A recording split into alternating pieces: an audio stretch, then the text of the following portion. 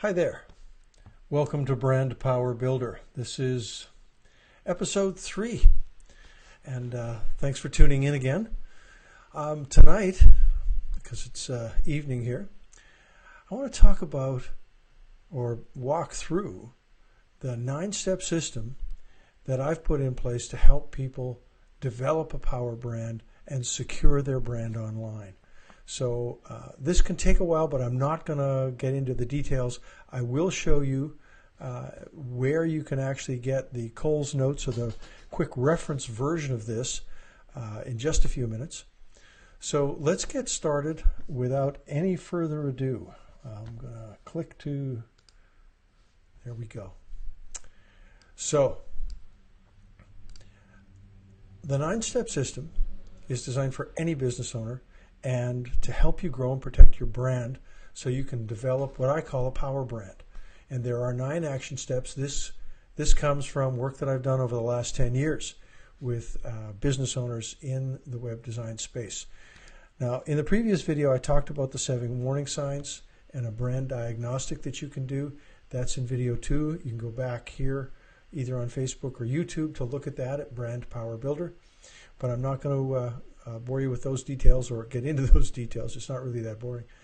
So the 9-step system is really designed to help you achieve a power brand, or what I call brand independence, that you're in control, that you're not going to get ripped off, that you don't have an orphaned website, a hijacked or hacked website, and that you are in a position to really grow your brand online, which I think most business owners want to do. So let's get right into the details. Here are the 9 steps in brief, and then I'm going to give you a brief explanation of each of these and a place where you can get the Coles Notes of this, in the next couple of minutes. So research your brand name and avoid regret later. And this, so that's number 1. Number 2, secure your online brand credentials. 3, choose to be hosted, not taken hostage. 4, back up your online assets so you're backing up your brand. 5, adopt brand best practices. That's always hard to say. 6 is employ CMS or content management software to achieve brand independence. 7, avoid tyranny, demand transparency and training. And number 8, register your business brand or trade names. It's very important. And number 9, build and grow your brand platform. So let's dig right in. Research now and avoid regret later. This is a simple strategy for choosing a unique domain name, which you can also use as your official trade name for your business. And you're going to need 3 different tools to get this done. And again, that's in the quick reference notes, but you're going to need the Google keyword tool for starts. And the reason that I suggest this, and I'm just going to jump back out of this PowerPoint so I can really just speak with you directly about this. I've worked with people who have registered a business name and then, with the joint stock registry, and gone to look to see if they can get that name online and are disappointed to discover that it's not available. The .com or the .ca, somebody else has already got. And for really popular business names, that's not an unusual problem. And so if you're starting your business, it's really better to look both at your joint stock registry to see if they'll let you register a particular business name, and is it also available through a domain registrar like GoDaddy. Go find out if the business name you think is fantastic can actually be purchased. It often is only 15 or 20 bucks. Really popular names are a whole lot more expensive than that. But if you can't register the name, if you can't buy the name for your domain, you've got a problem. Which my solution to that, because in fact the real name of my business is Duncan Moss Productions Limited, and the trade name for my business is Moss Media Solutions. And so I was able to buy mossmediasolutions.com. I've registered Moss Media Solutions as a trade name of Duncan Moss Productions Limited. So that's how you get around a problem like that. So let's move on. Number 2 is brand credentials, and they are the keys to your brand online. So these are the passwords, usernames, registrar name, hosting company, passwords to things like your YouTube channel, your Facebook channel. But these are really very important.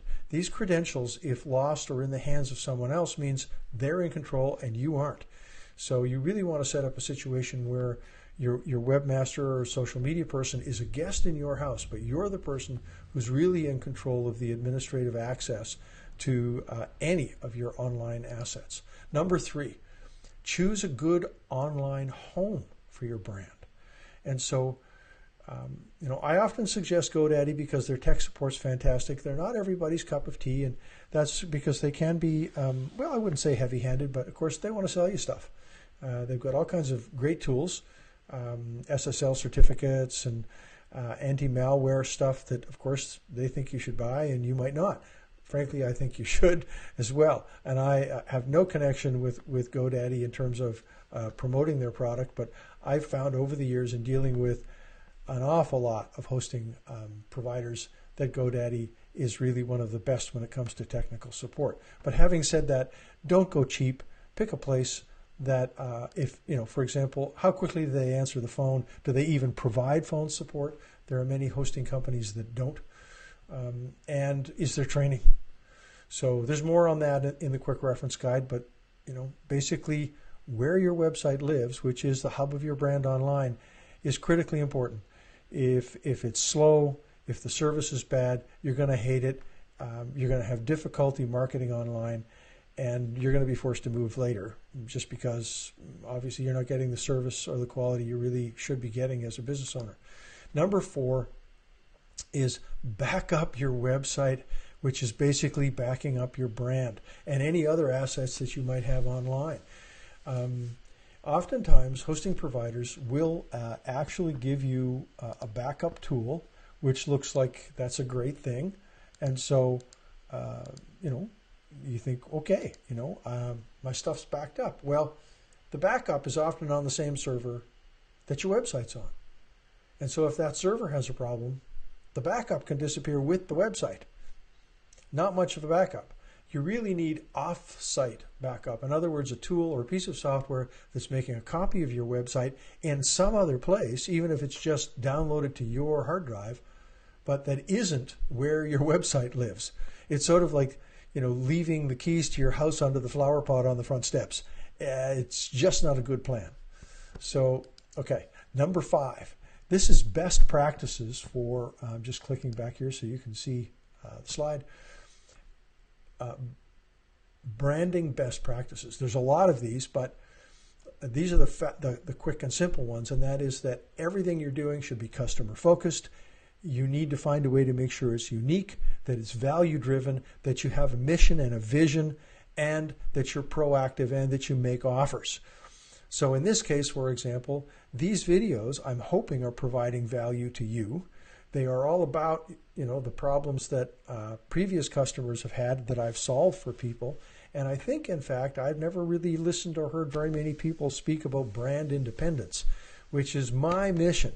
I'm really adamant about, even if it's just one website at a time, but helping business owners get control of their brand online so they're not hijacked or webjacked, as I like to call it. They don't have an orphaned website. They're actually in the driver's seat. They're not being held hostage by somebody else who's got control of, if nothing else, their website, but any of their assets online. And because the internet is so much still like the wild, wild west, I see at least one person a month who has this problem. And frankly, I really enjoy web design. That's the business and messaging and the marketing. But if you've got to take a step backwards and help, as we often do, help people kind of rescue their brand so that they've actually got control of their name or establish a name that they can control and establish control of their website with modern tools that make it easy for any business owner or staff member to make updates and those kinds of things, then we finally get to the place where we can talk about messaging and advertising and design, which is the fun stuff. But if the foundational work isn't done properly, the fun stuff is no fun at all, because in fact it becomes extremely difficult to do if you're not in control. And that's really what I'm hoping that you'll learn from this 9-step system is how to gain control. Number 7 on this list, on the hit list here, is transparency plus training equals success. And what I mean by that is that whoever you're doing business with should be able to show you exactly what they're doing. There shouldn't be anything hidden. There shouldn't be any baffle-gab about how complicated it is. Frankly, most websites and most branding systems do not need to be complicated for a small business marketing and branding to be successful. You do need a strategy, you need a blueprint, you need a methodology, and you need good tools, all of which is generally, obviously what I like to help people get, so that, depending upon your skill level and your willingness to get involved, you might only need to come back for a tune-up, just like your car once or twice a year, but that by and large, you're in the driver's seat, you are in control of your brand online. And I really think that's just simply my mission. So that means that whoever you're doing business with respect to branding, with respect to web design, video production, that they're providing training so that you have a level of independence, that you can post your own blogs, make your own videos, in fact, turn on and off your Facebook or pay-per-click campaigns. Once it's built, you should at least be able to have permission and access and be shown how to just simply turn the ad campaign on and off, or increase the spend or lower the spend. You don't need to know how the rest of it works, but there's no reason that you can't sort of get your hands on the wheel, learn where the brake and the gas pedal are. Okay, number 8, register your business name, trade name, or trademark. This is big. Just because you've bought a domain and own, bobsautobody.com or fabulousbusiness.com doesn't mean that you have a legal right to operate under that name. And so, whatever domain name you happen to purchase or own, you still have to, and really should, register that name with your local authorities, provincially or on a state level. And that's an absolute necessity. Registering nationally isn't always necessary and can be a bigger problem or issue if you don't have money to back it up, particularly a trademark. Trademarks are really kind of a mid to large business asset. And just because you get a trademark doesn't mean that it's going to stop other people from trying to use the name or the artwork that you've established. It only means that you have a right to defend it and take them to court, which can cost you a lot of money. So be prepared. Trademarks aren't always what you think they are. Okay, I guess this is it. You need to do some research on that, that it's unique and defendable. So, again, there's more of that in the quick reference guide, which I'm going to give you a link to where you can download that tonight. Yes, so there's a few more details here. The good news is that you can always register a unique trade name and domain based on your research. And that's when I mentioned earlier, these two things are connected, obviously. The first step is to do the homework and make sure that the business name, domain name, product name, whatever it is you're using online is in fact unique, that no one else is using something similar, because it only creates confusion out there. And then once you know that you can buy the domain, register that as a trade name to your business, which is really fairly inexpensive. Number 9, manage and grow your brand platform. Now, contrary to, popular belief, your brand is not just your logo. It's actually the reputation of your business. It's what other people think about, what it is you do, what you deliver, how you deliver it. And so building a brand platform is using assets, everything from email, banners, logos that you might have, signage on your business, but how you deal with people as well, how you answer the phone, how you're marketing, how you're presenting yourself, what are you giving to people, what value do you bring, what sort of transition or problem do you solve.